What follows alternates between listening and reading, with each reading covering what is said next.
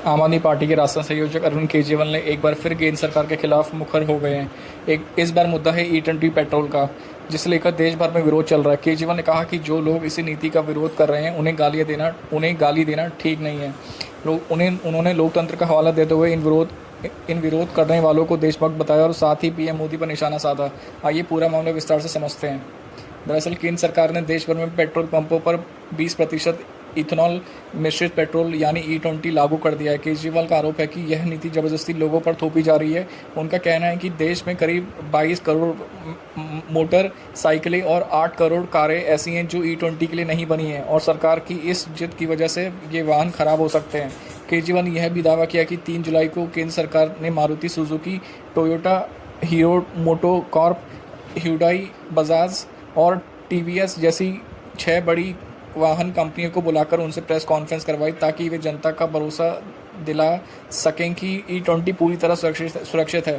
केजरीवाल ने इसे सरकार की तरफ से झूठ फैलाने की कोशिश करार दिया। अपनी ताज़ा प्रेस वार्ता में केजरीवाल ने कहा कि जो लोग E20 का विरोध कर रहे हैं अपनी बात रख रहे हैं, उन्हें गालियां देना बिल्कुल गलत है। उन्होंने कहा कि यह लोकतंत्र है, लोकतंत्र में हर नागरिक को अपनी बात कहने और सरकार की नीतियों सवाल उठाने का पूरा हक है। केजरीवाल ने विरोध कर रहे लोगों को देशभक्त बताते हुए कहा कि अपनी गाड़ी और अपने हक के लिए आवाज़ उठाना कोई गुनाह नहीं है, बल्कि यह जिम्मेदार नागरिकता की निशानी है। केजरीवाल की इसी दौरान पीएम मोदी को भी तीखा हमला बोला।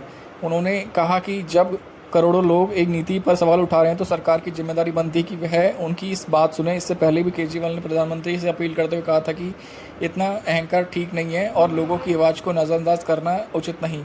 उन्होंने मांग की सरकार पेट्रोल पंपों पर E0, E10 और E20 तीनों तरह का ईंधन का विकल्प उपलब्ध कराएं ताकि लोग अपनी गाड़ी के अनुसार पेट्रोल चुन सके। केजरीवाल ने यह भी कहा कि अगर E20 के इस्तेमाल में किसी वाहन में माइलेज घटता है तो या कोई तकनीकी खराबी आती है तो इसका हर्जाना कौन देगा, सरकार या कंपनी।